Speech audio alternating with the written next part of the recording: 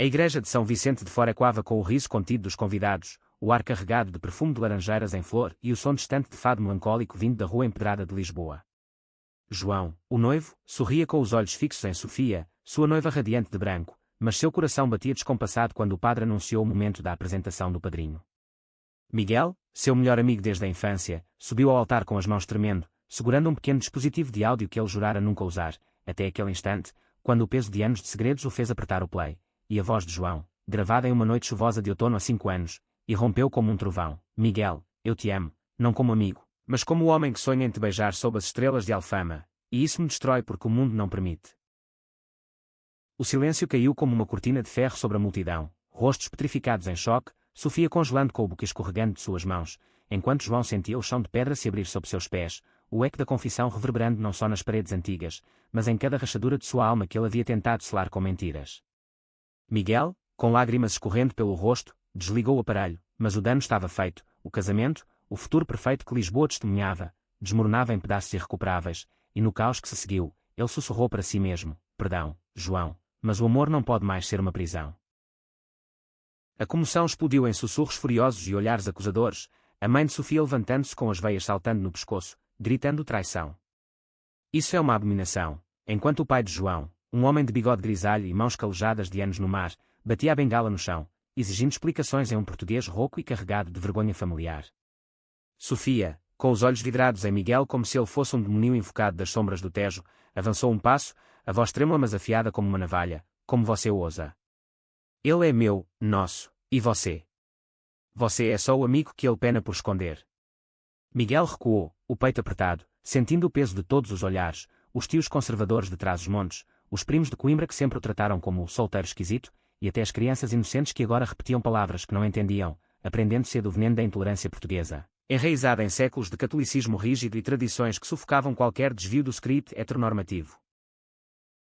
João, paralisado no altar, estendeu a mão para Miguel, um gesto instintivo de anos de cumplicidade, mas Sofia o interceptou, as unhas cravando em seu braço como âncoras de um navio à deriva. Não toque nele. Ele veio aqui para nos destruir, para roubar você de mim com mentiras do passado. Mas João sabia que não era mentira, aquela gravação era o eco de uma noite em que, após uma garrafa de vinho do Douro compartilhada no terraço de um apartamento apertado no bairro Alto, ele havia confessado tudo, o ciúme que sentia quando Miguel saía com outros homens, o pavor de ser descoberto em uma sociedade que ainda sussurrava maricas nas esquinas de Lisboa, o amor que florescia em segredo como as glicínias nas paredes de Sintra. Ele havia gravado aquilo como uma carta de despedida, um adeus ao que nunca poderia ser, e jurara a si mesmo que Miguel nunca ouviria. Agora, exposto, João sentia o ar rarefeito, o cheiro de incenso da igreja misturando-se ao suor frio de pânico, e murmurou, Miguel. Por que agora? Por que hoje? Miguel, com a voz embargada, olhou para João pela primeira vez desde que subira ao altar, seus olhos castanhos, herdados das planícies alentejanas de sua mãe, cheios de uma dor antiga que nem o sol de Portugal podia curar. Porque eu te amo há 10 anos, João, desde que dividíamos o quarto na faculdade em Coimbra, rindo de piadas ruins sobre os professores e sonhando com viagens a Évora que nunca fizemos. Eu guardei isso porque você pediu, porque sua família me tolerava como padrinho leal, mas ver você aqui, prometendo uma vida que não é sua. Eu não aguento mais ser o segredo que te sufoca. As palavras pairaram no ar, cortando o burburinho como uma lâmina, e Sofia, recuperando o fôlego, virou-se para os convidados, a voz ecoando, vão embora.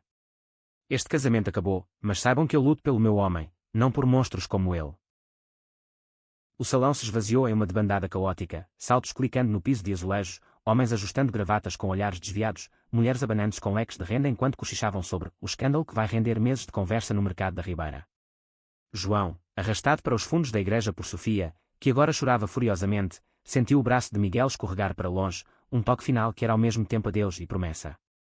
Fora dali, sob o céu de Lisboa que começava a escurecer com nuvens carregadas do Atlântico, Miguel caminhou sozinho pelas ruas íngremes de Alfama, o fado agora soando como um lamento pessoal nas janelas abertas, e pensou nas noites em que ele e João haviam dançado escondidos em bares subterrâneos do Cais do Sodré, onde a comunidade LGBTQ+ de Portugal se reunia para respirar livremente, longe dos olhares julgadores das praças históricas. Dias antes, na véspera da véspera do casamento, Miguel havia encontrado a gravação em uma caixa velha de memórias, guardada no sótão de sua casa em Porto, onde ele voltava sempre que Lisboa machucava demais. Era uma fita cassete, relicário de uma era analógica que contrastava com o mundo digital de hoje, e ao ouvi-la pela primeira vez em anos, as lágrimas vieram como uma enchente do Douro.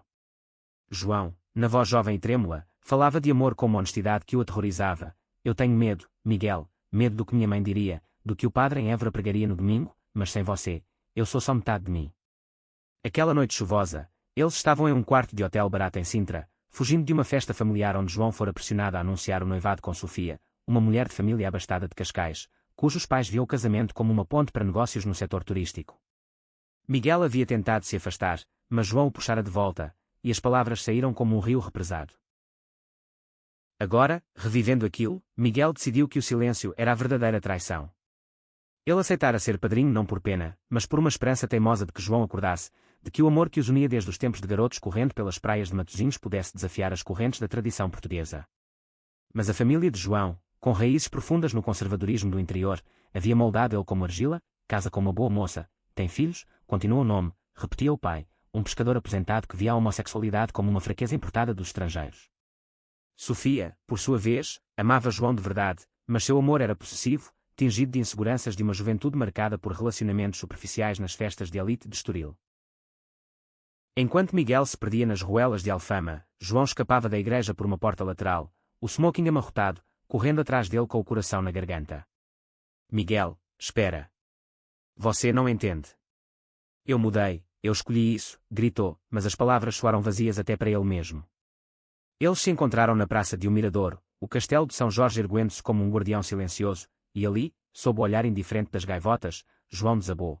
Eu gravei aquilo porque era verdade, mas depois. Depois veio o medo, a pressão. Sofia me deu um futuro que parecia seguro. Mas ouvi-la ecoar hoje. Me fez lembrar que sem você, nada é real. Miguel virou-se, o rosto iluminado pela luz fraca de um poste, e pela primeira vez, não baixou os olhos. Então por que me convidou para ser padrinho? Para me torturar com o que perdemos. Ou porque, no fundo, você sabia que eu viria e diria a verdade que você enterrou. O vento do Tejo carregava o sal do mar, misturando-se às lágrimas de ambos, e João, aproximando-se, tocou o rosto de Miguel com hesitação, sentindo a barba por fazer que ele tanto admirava. Eu te convidei porque você é a minha família, a única que importa. Mas agora... Agora tudo está destruído, e eu não sei se mereço te pedir perdão. A conversa se estendeu pela noite, sentados em um banco de pedra desgastado pelo tempo, enquanto Lisboa pulsava ao redor, casais heterossexuais passeando de mãos dadas, turistas rindo em bares de fado, e em algum lugar, a sombra de Sofia tramando sua vingança. Miguel contou como, após a confissão em Sintra, ele havia partido para Porto, trabalhando como designer gráfico em uma agência que celebrava a diversidade, mas carregando o luto de um amor não correspondido. João revelou as noites insones, questionando sua sexualidade em terapias secretas com psicólogos em Lisboa que o ajudavam a navegar o labirinto da identidade que era em um país que, apesar das leis progressistas desde 2010, ainda abrigava bolsões de preconceito rural e familiar. Ao amanhecer, com o sol tingindo o céu de rosa sobre o rio, eles prometeram honestidade, mas o telefone de João tocou. Sofia do outro lado, voz fria como um inverno minhoto, volte para casa, ou perca tudo. Incluindo ele. O dilema se instalava, e Miguel, levantando-se, disse, escolha, João. Mas saiba que eu não volto a ser o segredo. Eles se separaram com um abraço que durou segundos demais, o primeiro toque real em anos, e João voltou para o apartamento em Belém, onde Sofia o esperava com malas feitas, os olhos inchados mas determinados. Ele te envenenou, mas eu te salvo. Casa comigo de novo, em segredo, longe dessa loucura. Os dias seguintes foram um turbilhão de confrontos.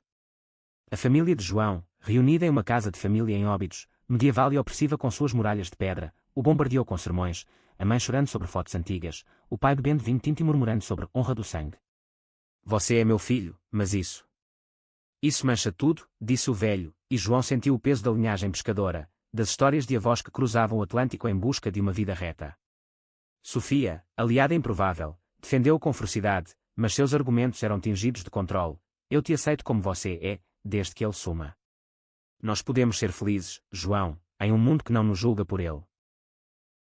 Miguel, isolado em Porto, recebeu mensagens de amigos da comunidade que era lisboeta, um grupo de ativistas do ILGA Portugal que o incentivavam a não recuar, lembrando das marchas do orgulho em que ele havia marchado de mãos dadas com estranhos, sentindo pela primeira vez o poder da visibilidade. Mas a solidão o consumia. Ele visitou a livraria Lelo, subindo as escadas vermelhas que inspiraram contos de fadas, e imaginou João ali, lendo versos de pessoas sobre amores impossíveis. Tenho a mim todos os sonhos do mundo. Uma ligação inesperada veio então, Diana, irmã mais nova de João, uma estudante de arte em Coimbra que sempre soubera da verdade e o abraçara em segredo anos antes. Irmão, venha para cá. Miguel está destruído, e você também. Nós podemos ajudar. João fugiu para Coimbra numa noite de trem, o Douro passando como um espelho de suas turbulências internas, e encontrou Miguel em um café à beira do rio Mondego, cercado de livros e canecas de café forte. Ana mediava, sua presença um bálsamo de juventude irreverente, pintando cenários de um futuro onde eles três, sim, três, como amigos verdadeiros, poderiam reescrever a narrativa. Mas o conflito escalou quando Sofia apareceu, tendo seguido João, o rosto pálido de exaustão e raiva. Você me deve, João.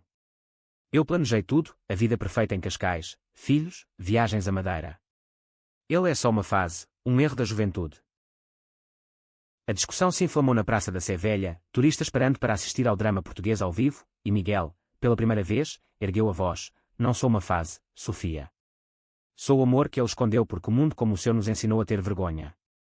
Mas Portugal mudou, casamentos iguais desde 2010, famílias adotivas que erem faro, ativistas que marcham de mãos dadas. Porque você não deixa ele ser livre. Sofia, tocada apesar de si, desabou em lágrimas, revelando sua própria dor, uma infância de expectativas sufocantes, um pai ausente que a moldara a ser a noiva perfeita.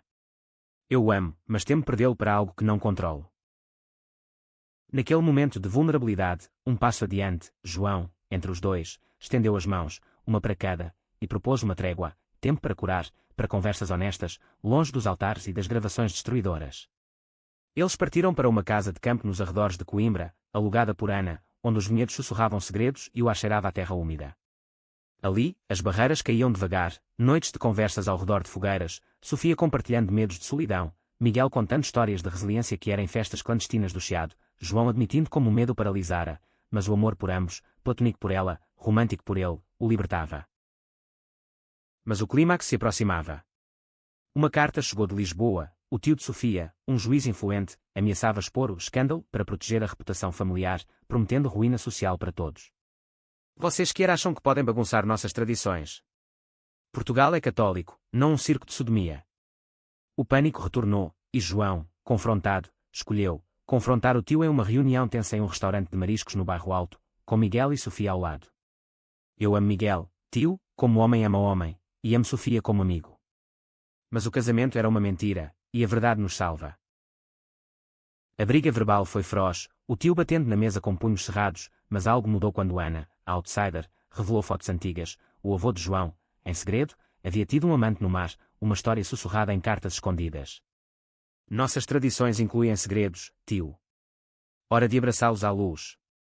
O tio, abalado, recuou, murmurando desculpas, e pela primeira vez, a família começou a rachar suas armaduras. Meses passaram em uma dança de reconciliação. Sofia, descobrindo sua própria fluidez, encontrou amor em uma artista de Porto, uma amizade que floresceu em romance, livre das amarras passadas. João e Miguel, agora abertos, caminharam pelas praias de Nazaré de mãos dadas, o Atlântico rugindo aprovação, planejando uma vida simples, uma galeria de arte que era em Lisboa, viagens a Évora para workshops de aceitação. Mas um último twist, durante uma limpeza, Miguel encontrou outra gravação, desta vez de Sofia, confessando a João que ela sempre soubera de seu segredo e o aceitara, mas o medo a fizera negar. Eu te amava o suficiente para te deixar ir, dizia ela, e ao compartilharem, o trio selou uma amizade eterna. No final, sob as estrelas de Alfama, João beijou Miguel pela primeira vez em público, o fado cantando ao fundo, e sussurrou: a gravação destruiu o falso, mas construiu o real. Lisboa, testemunha eterna, sorriu em luzes douradas, provando que o amor, em suas formas que e profundas, sempre vence as sombras da intolerância. O sol de verão escaldante de Lisboa batia impiedoso nas ruas de calcário do Chiado quando João e Miguel, ainda atordoados pelo colapso do casamento, se refugiaram em um café escondido atrás da livraria Bertrand, o mais antigo do mundo, cujas prateleiras rangiam com o peso de histórias não contadas. João, com o colarinho da camisa desabotoado e os cabelos desgrenhados pelo vento salgado, olhava para o copo de galão quase intocado, as bolhas de espuma subindo como seus pensamentos caóticos. Como vamos consertar isso, Miguel?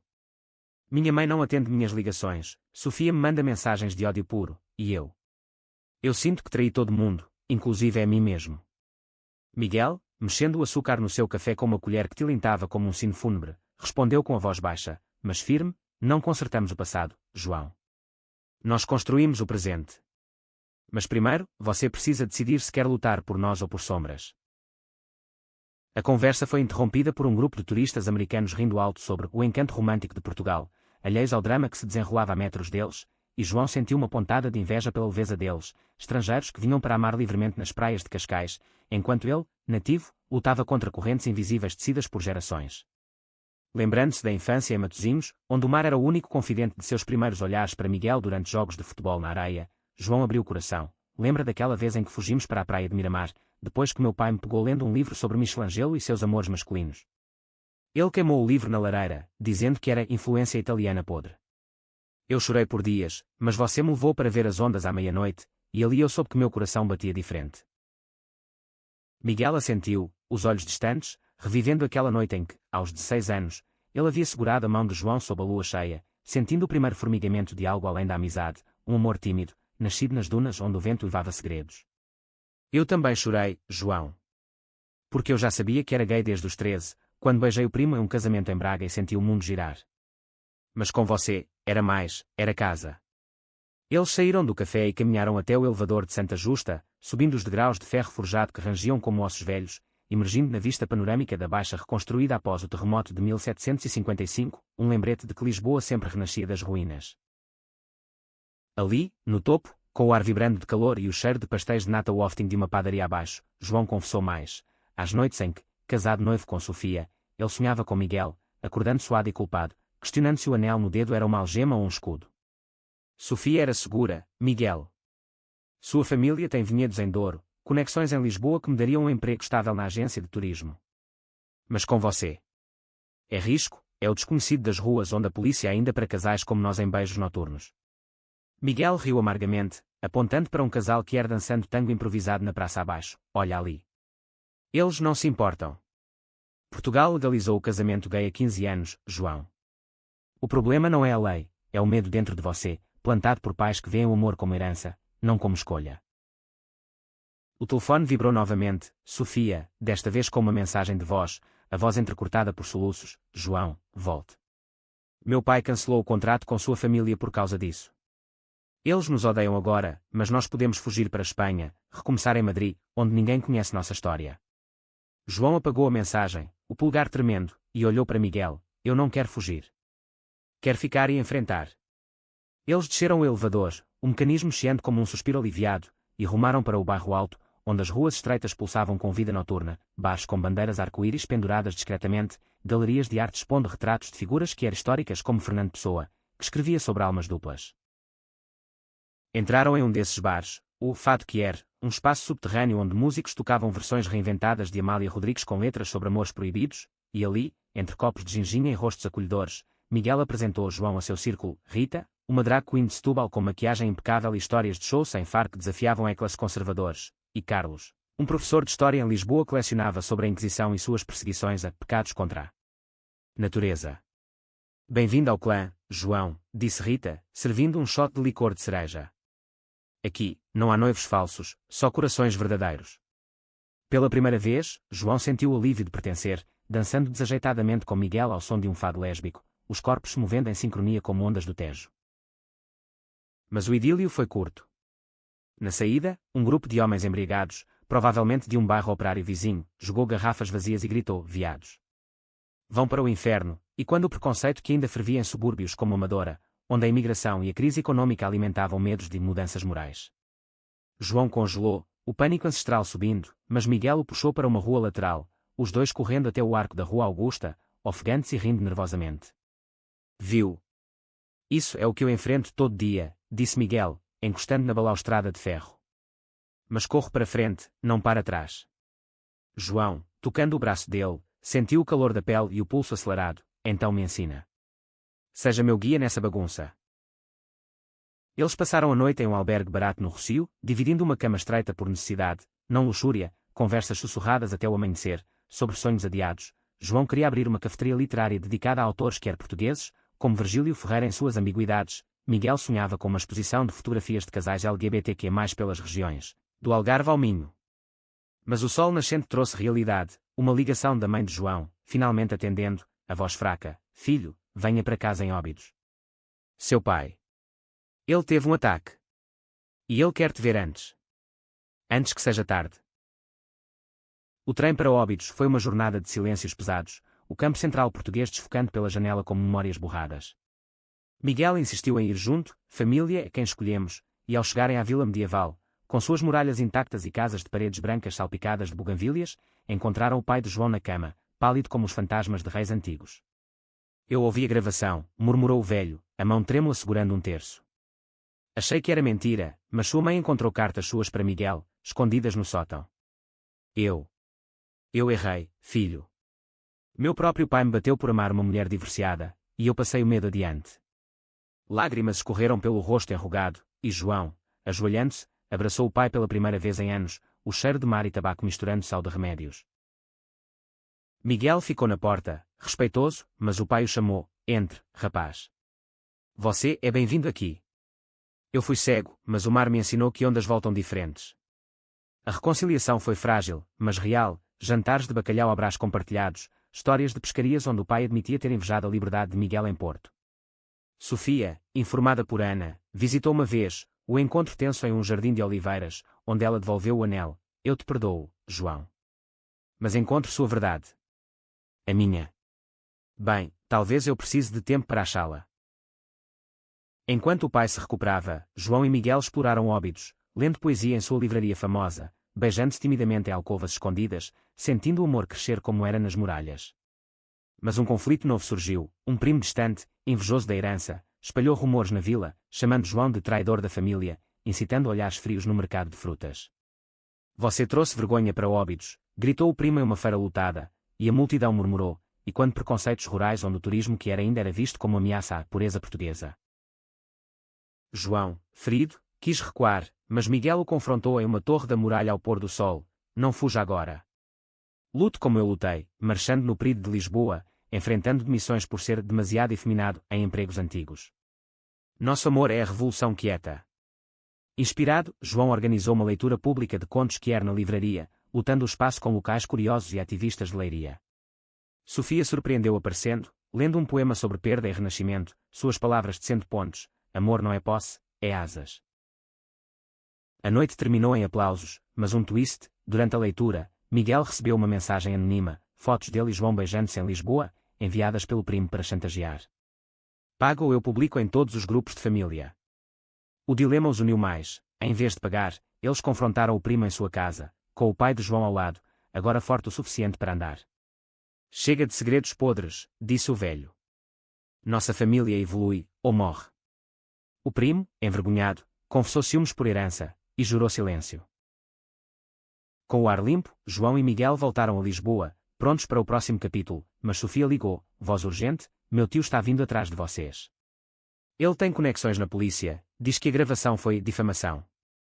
Fujam para Porto, por favor. O perigo se aproximava, e o amor, de Estado, brilhava mais forte. Porto os recebeu com sua garoa fina e persistente, o Douro serpenteando como uma veia azul sob pontes iluminadas, e João e Miguel se instalaram em um apartamento alugado no Ribeira, com vista para os barcos rabelos que dançavam na água escura. O ar cheirava a vinho envelhecido e castanhas assadas, um bálsamo para as almas machucadas, mas a tensão pairava como a névoa do rio. O tio de Sofia, um homem de ternos impecáveis e alianças políticas em Lisboa, havia iniciado uma campanha sutil de intimidação, enviando advogados com cartas de reparação moral que ameaçavam processos por dano à honra familiar. Ele quer te arruinar, João, disse Miguel, dobrando o papel com mãos firmes, mas olhos preocupados. Mas em Porto, somos mais fortes. Aqui, a comunidade que era é como o vinho, resiliente, enraizada. Eles se integraram rapidamente. Miguel apresentou João ao coletivo Arco-Íris do Norte, um grupo de artistas e ativistas que se reunia em caves antigas convertidas em centros culturais, onde paredes de pedra ecoavam debates sobre direitos trans em Braga e casais gays adotando em Vila Real. Uma noite, em uma sessão de contação de histórias, João subiu ao palco improvisado, uma lanterna velha iluminando seu rosto, e falou pela primeira vez publicamente: eu era o noivo perfeito, mas meu coração pertencia ao meu padrinho. A gravação que toquei destruiu uma mentira, mas salvou uma verdade. Os aplausos foram como um abraço coletivo, e uma mulher trans de Guimarães, com tatuagens de flores do Minho nos braços, o abraçou: você é corajoso, rapaz. Eu perdi minha família por ser quem sou, mas encontrei outra no Douro. Sofia, surpreendentemente, manteve contato, mensagens diárias de Coimbra, onde ela cursava terapia para processar a traição sentida, mas também o alívio de uma liberdade não pedida. Estou namorando uma mulher, João. Uma barista em um café perto da universidade. É confuso, mas libertador. Obrigada por me mostrar que amor não tem roteiro. Suas palavras curaram feridas, e logo ela visitou Porto, os três jantando em uma tasca de francesinha, rindo de memórias do casamento fracassado. Lembra quando o padre tropeçou no tapete? Sinal divino, brincou ela, e o riso dissolveu o último resíduo de amargura. Mas o tio não desistia. Uma manhã chuvosa, enquanto João caminhava pela Avenida dos Aliados, admirando os azulejos modernistas do Café Majestic, dois homens em ternos cinza o abordaram. Senhor, o Sr. Almeida envia saudações. Pare com isso, ou sua amizade vira escândalo nacional. O coração de João acelerou, lembrando histórias de extorsões em famílias portuguesas antigas, onde honra era moeda de troca. Ele correu de volta ao apartamento, encharcado, e contou a Miguel, que, em vez de pânico, sorriu sombriamente. Hora de contra-atacar. Vamos expor ele, não com ódio, mas com verdade. Eles contataram o jornalista que era mais proeminente de Porto, um homem chamado Tiago, que escrevia para o Jornal de Notícias colunas sobre discriminação LGBTQ+, no Norte. Tiago, com óculos de armação grossa e um cachecol listrado de arco-íris, ouviu a história em um bar de vinho do Porto, anotando furiosamente: isso é ouro. O tio de Sofia é juiz, envolvido em casos de custódia que negam direitos a pais gays. Sua hipocrisia vai cair como um castelo de cartas. O artigo saiu dias depois, o escândalo do casamento, quando a justiça persegue o amor, detalhando as ameaças sem nomes, mas com pistas suficientes para o estabelecimento lisboeta tremer. O tio ligou furioso para Sofia, que, agora aliada, gravou a chamada: diga ao seu noivo traidor que eu acabo com ele, e enviou para Tiago, adicionando lenha à fogueira. O backlash foi imediato, protestos pequenos em frente ao Tribunal de Lisboa, com cartazes "Amor não é crime", e uma petição online que reuniu milhares de assinaturas de Porto a Faro. João e Miguel, no epicentro, sentiram o medo virar empoderamento, participando de um painel na Universidade do Porto sobre identidade queer na literatura portuguesa, citando Sofia de Melo Brainer e suas metáforas de mais proibidos. Mas um twist pessoal veio, durante uma caminhada pelas vinhas do Douro, em um piquenique improvisado com queijos e pão de milho. Miguel confessou um segredo guardado: antes de você, João, eu tive um amor em Porto, um músico chamado Rui, que se suicidou por causa da rejeição familiar. Eu guardei a dor para não te sobrecarregar, mas agora eu vejo que segredos nos matam devagar. João, chocado, abraçou ali, entre as videiras curvadas como ombros cabisbaixos, as uvas roxas brilhando como lágrimas não derramadas. Por que não me disse? Eu teria estado lá, como você esteve para mim em Sintra. A conversa se estendeu até o anoitecer, o rio refletindo estrelas, e eles prometeram transparência total, terapia conjunta com um conselheiro queer de Vila Nova de Gaia, sessões onde exploravam traumas, o bullying de João na escola católica de Matosinhos, os olhares de pena para Miguel em festas de família em Évora. Sofia juntou-se a eles para uma viagem ao Vale do Douro, alugando um barco rabelo para um cruzeiro privado, onde o vinho fluía e as barreiras caíam. Eu era cega, admitiu ela, olhando as encostas terrazadas. Meu tio me moldou a odiar o diferente, mas ver vocês me fez questionar tudo.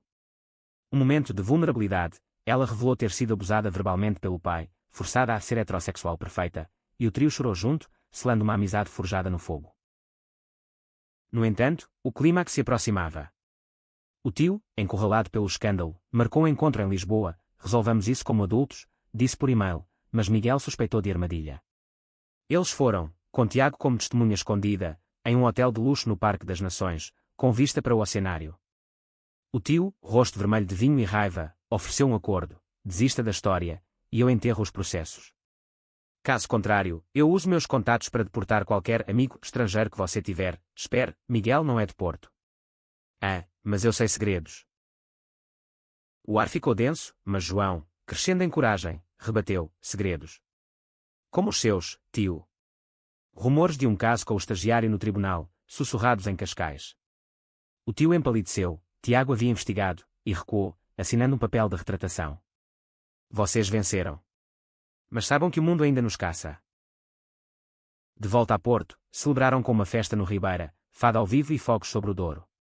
Mas um último conflito, a mãe de João, visitando, confrontou Miguel em particular: você o levou do caminho reto. Como eu vivo com isso? Miguel, com paciência de anos, mostrou fotos antigas, ele e João ajudando na pesca, rindo em Natal. Eu o amo como família, senhora. Deixe-nos mostrar. Aos poucos, ela amoleceu, cozinhando tripas à moda do Porto para eles, um gesto de aceitação trêmula. Enquanto o outono tingia as folhas de ocre, João e Miguel planejavam o futuro, uma casa em Foz do Douro, com jardim para flores que era como lavandas. Sofia, agora em um relacionamento aberto, prometeu visitas. Mas uma carta final do tio chegou, perdão. Minha própria juventude foi reprimida. Redenção, parcial, mas real. O inverno nortenho chegou com ventos cortantes do Atlântico, varrendo as ruas de Porto como um lembrete de que a cura era um processo lento, e João acordava frequentemente com pesadelos, o altar desmoronando, a voz dele na gravação e quando infinitamente. Miguel, ao seu lado na cama aquecida por um aquecedor elétrico barulhento, o acalmava com histórias de resiliência, lembra de António, o ativista de Viana do Castelo. Ele perdeu tudo nos anos 90, antes da descriminalização plena, mas fundou o primeiro centro LGBTQ+, no Norte. Nós somos seus herdeiros. Eles se levantavam para cafés quentes na confeitaria do Bolhão, o mercado reconstruído brilhante com produtos frescos, e ali, entre peixes prateados e frutas alaranjadas, João sentia raízes se aprofundando. Sofia, agora uma ponte entre mundos, organizou uma reunião em Coimbra com Ana e a mãe de João, um almoço em um convento restaurado, onde o cheiro de azeite e ervas medicinais misturava-se a conversas hesitantes. A mãe, com seu chale de lã tecido em Guimarães, tocou a mão de Miguel pela primeira vez. Eu rezo pelo seu pai, João. Ele fala de você com orgulho agora, diz que você é forte como os pescadores de outrora. Lágrimas fluíram, e Sofia, com um brinde de vinho verde, propôs: vamos criar algo juntos, um podcast sobre amores que era em Portugal, Vozes do Tejo ao Douro. Vocês contam a história, eu produzo.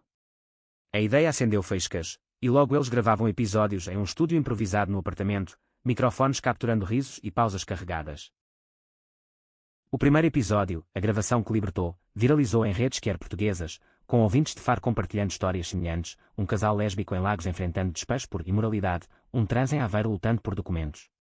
Mas o sucesso trouxe inveja. Um ex-colega de João, de Matosinhos, postou online acusações falsas. João sempre foi manipulador, usando Miguel para a atenção. O cyberbullying veio em ondas, comentários venenosos como voltem para o armário, e Portugal não precisa de exportar vergonha. João, ferido, quis deletar tudo, mas Miguel o parou em uma ponte sobre o Douro ao entardecer, o rio refletindo luzes como joias. Isso é guerra, amor. Eles atacam porque temem. Responda com mais voz. Eles gravaram um episódio resposta, convidando o ex para debater. Ele não veio, mas a honestidade desarmou Atas, ganhando aliados inesperados, como um rabino progressista de Lisboa que comparou suas lutas às de judeus sefarditas perseguidos. Um twist emocional veio quando o pai de João, recuperado, visitou Porto para o Natal, trazendo um presépio handmade, com figuras esculpidas incluindo um casal de pastores de mãos dadas. Eu carvei isso pensando em vocês, disse, voz rouca de emoção. O jantar de consoada, com bacalhau e rabanadas, foi o primeiro sem tensões, a família expandida incluindo Sofia e sua namorada, uma poetisa de Évora com dreads e tatuagens de oliveiras. Brincadeiras fluíram, e João, brindando, sentiu o ciclo quebrar. Mas o conflito externo escalou. O tio de Sofia, apesar da retratação, vazou documentos falsos para a imprensa sensacionalista, alegando que a gravação era editada para extorsão.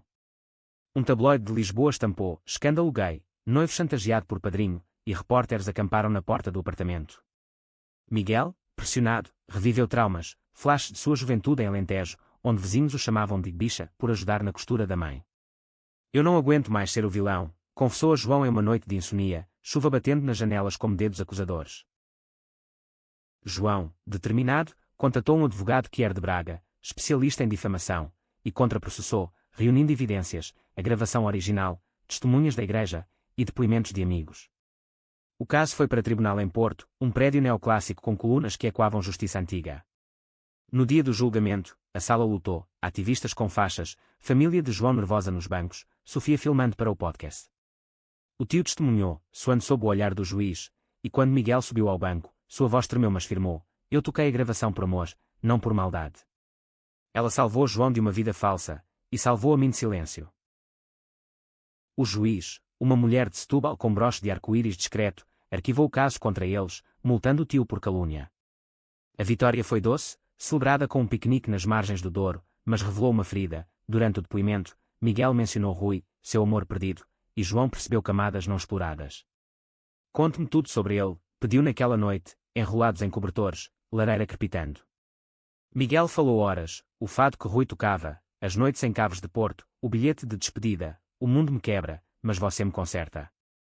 Choraram, e João prometeu: eu serei seu concerto agora. A primavera trouxe renascimento, O podcast ganhou patrocínio de uma vinícola Kier Friendly no Douro, e eles viajaram para gravar em Évora, entre templos romanos e sobreiros centenários. Ali, em uma quinta isolada, Sofia revelou seu próprio segredo. Ela havia namorado uma mulher na faculdade, mas o pai a forçara a curar-se com terapia conversacional ilegal. Eu era como você, João, escondendo para agradar. A confissão uniu-os mais, e eles gravaram um episódio especial, Sombras Familiares, que tocou corações em todo Portugal. Um último conflito surgiu em família. O primo chantagista reapareceu, agora arrependido, pedindo perdão em uma carta de Leiria. Eu era fraco, invejoso. Posso ajudar no podcast? Miguel hesitou, mas João defendeu: redenção é chance, não punição. O primo juntou-se como editor, trazendo perspectivas rurais, mostrando que mudança começa em vilas pequenas. Enquanto flores de laranjeira perfumavam o ar, João e Miguel casaram-se em uma cerimônia íntima na Ribeira, com o Douro como testemunha, Sofia como madrinha, família aplaudindo. O beijo, sob chuva de pétalas, selou não um fim, mas um começo, amor que ia florescendo em solo português fértil. O verão de 2026 encontrou João e Miguel em uma rotina ritmada em Porto. O podcast Vozes do Tejo ao Douro, agora com milhares de ouvintes, episódios gravados em locais icónicos, da Capela das Almas ao Mercado do Bolhão, capturando vozes que de imigrantes brasileiros em alfândega e portugueses de primeira geração navegando identidades fluídas.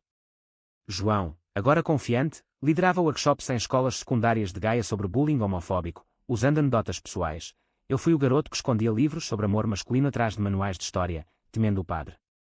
Os alunos, olhos curiosos, respondiam com perguntas cruas, e Miguel, ao seu lado, adicionava toques de humor alentejano. Em minha terra, ser gay era como ser o bode expiatório, todos culpavam-o diferente pela seca. Sofia, florescendo em Coimbra com sua namorada Inês, expandiu o podcast para um canal de YouTube, filmando documentários curtos sobre comunidades LGBTQ+, um em Faro, onde pescadores gays preservavam tradições marítimas, outro em Sintra, explorando mitos românticos que nas florestas encantadas. Mas a harmonia foi abalada por uma carta inesperada, a mãe de Miguel, de Évora, convidando-os para um almoço familiar. Ela nunca aceitou, murmurou Miguel, dobrando o envelope com mãos trêmulas. Sempre me mandou para a cura com tias rezadeiras, dizendo que era a fase de cidade. João insistiu: vamos. Talvez o tempo, e nosso casamento, mude algo. A viagem para o Alentejo foi uma odisseia de planícies douradas e sobreiros retorcidos, o trem parando em estações poeirentas onde o tempo parecia parado. Em Évora, a casa da mãe era uma quinta branca com poço antigo, cheiro de ensopado de borrego no ar. A mãe, viúva de um agricultor conservador, recebeu-os com abraços rígidos, olhos evitando o anel de casamento de Miguel. O almoço foi tenso, primos tagarelando sobre colheitas, mas sussurrando sobre o escândalo de Lisboa. Quando a mãe finalmente falou, voz baixa como o vento nos campos, eu vi o podcast. Ouvi sua voz, Miguel, falando de dor. Eu causei isso. As lágrimas vieram, e Miguel, abrindo o coração, contou tudo: o primeiro beijo roubado em uma feira de São Mateus em Viseu, a rejeição que o empurrara para Porto, o luto por Rui gravado pela distância familiar.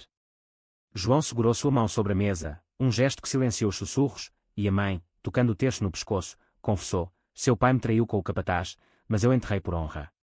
Aprendi errado a amar. O perdão foi gradual, ela os visitou em Porto meses depois, cozinhando migas alentejanas, e até marchou no perigo local, um chapéu de palha cobrindo o rubor. Enquanto isso, o podcast atraiu controvérsia nacional. Um político conservador de Trás-os-Montes, em um debate televisivo na RTP, chamou de propaganda degenerada que corrompe a juventude portuguesa.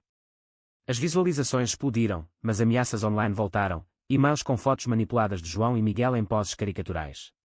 Sofia, protetora, contratou segurança digital, mas o stress cobrou preço. João teve um colapso durante uma gravação em Braga, hiperventilando ao lembrar o pai doente. Eu temo perder tudo de novo, admitiu no hospital, onde Miguel voou ao seu lado, cantando fado baixinho. O twist veio de uma ouvinte, uma adolescente de Vila Real, vítima de bullying, que se suicidou, deixando uma carta citando o podcast como luz, mas pedindo mais ação. Devastados, João, Miguel e Sofia fundaram uma fundação, Luz do Douro, oferecendo linhas de apoio e workshops em escolas rurais. O político, pressionado por petições, retratou-se publicamente, doando para a causa: eu errei. Meu irmão era gay, e eu o perdi para o silêncio. No outono, durante uma turnê pela Costa Verde, em uma praia desposente, João propôs um passo maior: adotar. Quero uma família nossa, Miguel, ensinar a uma criança que amor que é normal como o mar. Miguel hesitou, traumas de rejeição familiar e quando, mas uma visita a um orfanato em Viana, vendo crianças com olhos famintos por afeto, o convenceu. O processo foi árduo, entrevistas com assistentes sociais céticos sobre estabilidade de casais homossexuais, mas sua história, documentada no podcast, sensibilizou o sistema. Sofia, agora noiva de Inês em uma cerimônia lésbica em Coimbra, compartilhou sua gravidez por inseminação, um bebê para nós, e tias para o seu, brincou. A amizade se entrelaçava como videiras, e durante o Natal unido em Óbidos, com o pai de João contando histórias de mar, e a mãe de Miguel trazendo doces alentejanos, eles celebraram vitórias pequenas, o primo agora casado com um homem de Leiria, ativismo florescendo. Mas um conflito final pairava. Um documentarista internacional ofereceu filmar sua história para Netflix, prometendo exposição global, mas exigindo drama cru, reencenar a gravação, expor feridas frescas. Isso nos define ou nos usa? Debateu Miguel em uma noite chuvosa no Douro. João, ponderando, decidiu, nós contamos nossa versão.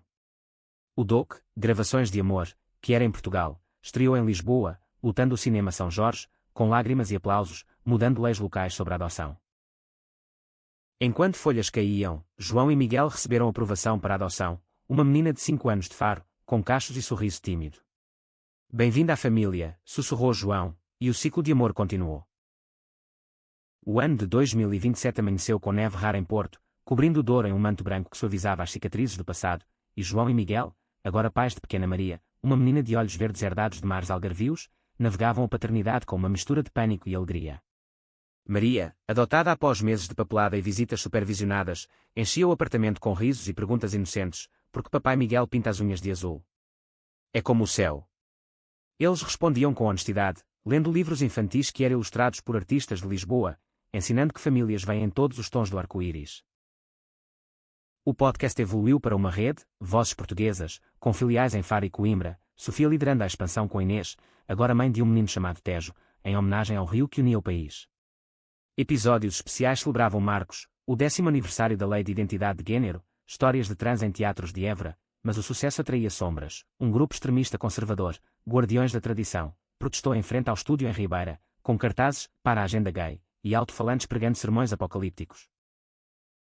João, segurando Maria no colo durante o protesto, sentiu o velho medo subir, mas Miguel, com megafone em punho, rebateu, nossa tradição é de exploradores, Vasco da Gama navegou oceanos desconhecidos.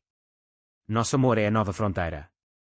A multidão de apoiadores cresceu, transformando o confronto em um flashmob de fado que era, vozes harmonizando, ai, esta saudade, com letras adaptadas sobre abraços proibidos. A polícia dispersou os extremistas, mas não sem tensão, um manifestante jogou uma pedra que rachou uma janela, simbolizando fragilidades persistentes. Em resposta, eles gravaram um episódio ao vivo, Frentes Invisíveis, convidando um ex-membro do grupo para debater. O homem, um viúvo de Trás-os-Montes com mãos calejadas de vinhas, admitiu, eu odiava porque meu filho era gay e fugiu para Amsterdã. Perdi ele para meu medo. A reconciliação viralizou, inspirando diálogos em vilas remotas, provando que empatia dissolve ódio. Um twist pessoal veio com a saúde do pai de João, diagnosticado com câncer, ele pediu para visitar Maria em Porto. Quero ver o legado antes de partir, disse por telefone, voz fraca. João, perdoando resquícios, organizou a viagem, e o avô, em uma cadeira de rodas pelo Foz, contou histórias de sereias e monstros marinhos para Maria, que o abraçava sem julgar. Você me ensinou a amar de novo, filho, sussurrou o velho, e em seus últimos dias em uma clínica de Matosinhos, rodeado por família expandida, Miguel, Sofia, Inês, até o tio de Sofia, agora aliado relutante, ele partiu em paz, deixando uma carta, seja o mar que eu não fui, vasto e livre. O luto uniu-os, mas catalisou o crescimento. João escreveu um livro, Gravações Esquecidas, Memórias de sua jornada, lançada em uma feira literária em Lisboa, com Maria apresentando o primeiro exemplar. Críticos elogiaram sua profundidade psicológica, comparando a essa de Queiroz em sutileza social, e o best-seller financiou a fundação, expandindo para Rétrites em Sintra para famílias queer. Sofia, enfrentando seu clímax, descobriu uma gravidez surpresa, um milagre do Tejo, brincou, mas complicações a levaram a um hospital em Coimbra, onde João e Miguel voaram para apoiar, velando com Inês. Eu temo deixar meu filho sem mim, confessou ela, pálida sob luzes fluorescentes. Mas ela se recuperou, dando à luz uma menina, batizada Luz, e o quarteto de pais, 2 casais queer, jurou criar as crianças como irmãs, viagens anuais ao Algarve para praias de aceitação. O ápice nacional veio com uma lei proposta, inclusão obrigatória de educação LGBTQ+, em currículos, inspirada na Fundação. Opositores rugiram no Parlamento, mas testemunhos de João e Miguel, com Maria desenhando arco-íris ao lado, viraram votos. A lei passou, um marco, celebrada em uma marcha do PRID de Lisboa que lutou o terreiro do Paço, fado misturando-se a pop-quier. Anos fluíram, Maria cresceu dançando fado em festivais de Porto, questionando gênero com sabedoria precoce. Luz tornou-se ativista mirim em Coimbra. João e Miguel, grisalhos mas de mãos dadas, abriram a cafeteria sonhada, Café Arco-Íris, servindo pastéis com histórias anexas. Sofia e Inês fundaram uma editora que era em Évora, publicando vozes marginais. Em uma noite de estrelas sobre o Douro, João tocou a gravação original para Maria, agora adolescente. Isso destruiu um casamento, mas construiu nossa família. Ela sorriu, vocês são meus heróis. O amor, profundo e multifacetado, provara seu poder, superando preconceitos, sendo laços eternos em solo português. E assim, em Portugal, onde rios correm para o mar, corações que fluíam livres, gravando novas sinfonias de aceitação.